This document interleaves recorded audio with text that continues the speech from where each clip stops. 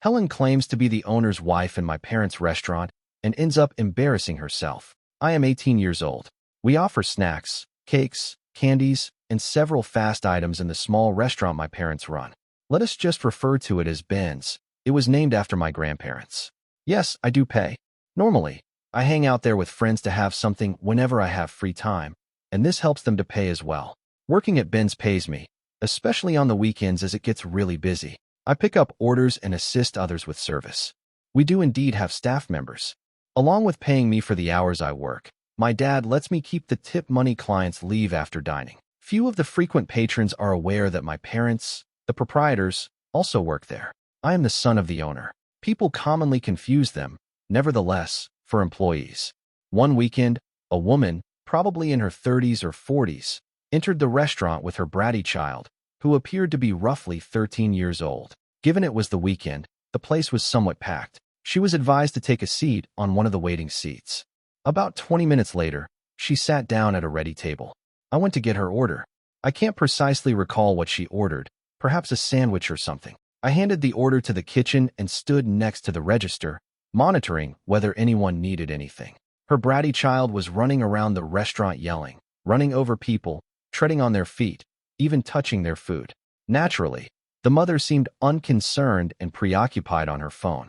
This infuriated me much. Hence, I grabbed the child by his hand and angrily instructed him not to run, in such a strong manner that he started crying and ran back to his mother. Fuming, the mother strode across to me. The discussion proceeded as follows. "How dare you touch my child?" the entitled mother says. Me? He was flitting about, upsetting other individuals. Surely you noticed? He was handling their food. Well, he's a child, says the entitled mother. He is free to do as he likes. Me? Well, yeah, but under my supervision. Do you even know who I am? The entitled mother asked. Thinking, here we go again. And knowing what was about to happen, I chose to participate. Me? No, ma'am, I'm not. Entitled mother. Well then, you ought to know I am the owner's wife. You're getting fired, so you made a big mistake, and I will make sure your face won't be seen here again. I started to find amusement at this stage. I assumed she would say she was a friend or sister of the owner, but she opted for wife. Hence, now I could have some fun. Me? Ma'am, I doubt you even know his. She interrupted me. His name is insert Ben's name here, says entitled mother. She knew my dad's name, which startled me since only a small number of people knew that fact. Me? Ma'am, please don't get me fired. I'm so sorry I was nasty to your son. I just have this job. Entitled mother. You should have considered that before you touched my son. Me. But ma'am, he was frustrating. She once more cut me off. Entitled mother. Shut up. She marched across to the cashier and insisted on talking to the manager. Coming out, my dad asked her what was happening. Entitled mother. Your staff member has been bothering my son. I want him to be let go right now. I'm sorry for the inconvenience, but I can't just fire him without reason, my dad answered, after staring at me then back at her. Do you even know who you're talking to? Entitled mother asks. The owner of Ben's is married to me. Hence, I find this staff unacceptable. My dad smiled the most of all. Entitled mother. Why are you laughing? I am sincere. Dad, I apologize for any trouble once more. Are you looking for a refund?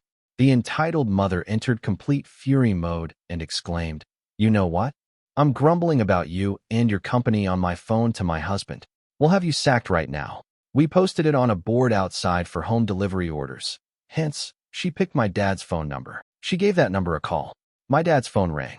Shock rocked Helen, the entitled mother. Taking up the phone, he said, Hello, this is Ben's owner. How could I assist you?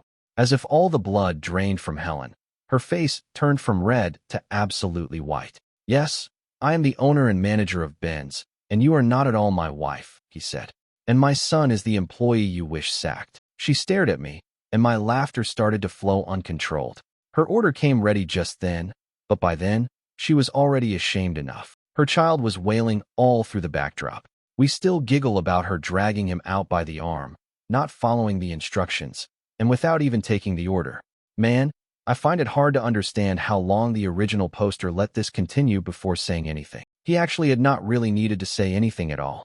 She called the number outside and spoke with the owner personally. Hence, the only reason the entitled mother discovered he was the son of the owner and she was not the wife. She chose the wife role straight ahead instead of other possibilities, like the original poster considered, such as becoming the sister or friend of the owner. She simply asserted, rather boldly, to be the wife of the proprietor. I wouldn't have been able to resist shouting something like, "Mom, you finally came home," remarked one of the funniest remarks. Then tried hugging her while faking tears of joy. Following up, someone remarked that would be awesome and hilarious. "And I have a younger brother as well? Were you expecting Dad when you left? Is he a half-brother?" Better still, the larger the scene is, people begin by pulling out their phones and filming the entire event. Tell me what you would score this entitlement level, 1 out of 10, down below in the comments. Now, to the next story. Story 2. Ex-husband begs to come back after miserable life. I laughed and called it karma. Am I the a-hole? My ex-husband divorced me 3 years ago. When we got married, we agreed that we weren't going to have kids. I never wanted them. He said he didn't really want them. So yeah, 4 years into our marriage, he changed his mind, and he chose to divorce me because I wouldn't go back on our agreement and give him children. I'm not really a big believer in divorce. I was ready to be married for the rest of our lives. We had a good marriage, but I guess he didn't love me that much if he picked kids that didn't even exist over me. Right after our divorce, he almost instantly remarried. He got his new wife pregnant right away, and they have 2 kids together in the 3 years since then. I finished my higher education and have accepted a high-paying job in healthcare. Life has actually been pretty good for me, and I've gotten to the point where I think I'm ready to start looking to settle down. Yesterday morning, my ex-husband showed up on my doorstep crying. I figured something pretty awful must have happened, so I let him in and got him a drink. He started going on and crying about how awful his life is. He apparently hates his 2 kids. One of them is disabled and maybe autistic, and he has no money due to the kid being so expensive. His wife yells at him all the time. She got fat after having kids and doesn't want to lose weight. She never puts out. He can never go anywhere anymore. He said that he wants a divorce from his new wife, and he regrets ever leaving me. He asked if I would take him back, and said he'd learned his lesson. I couldn't help but laugh at him. It was so pitiful. His audacity also kind of astounded me. I told him that with 2 kids to support and his lack of loyalty, he is not a catch, and I definitely won't take him back. And maybe this was karma for divorcing me. He was pissed, called me an a-hole, and said he thought I would be more supportive and would at least turn him down nicely. Am I the a-hole? Now, to the next story. Story 3. Am I the a-hole for exposing my dad's girlfriend after she tried to kick me out and faked a pregnancy? I'm M20, and I was a former foster kid. I was never adopted before I aged out, but I was placed with Dan when I was 10, and we were long-term matched by the time I was 14. Dan's the only real family I've ever had, and I consider him my dad, even though the whole adoption thing never happened. When I first moved in with Dan, he was married, but his wife passed away suddenly when I was 12. That was tough on both of us, but we managed to get through it together. Now, Dan's been dating his current girlfriend, Susan, for about 2 years.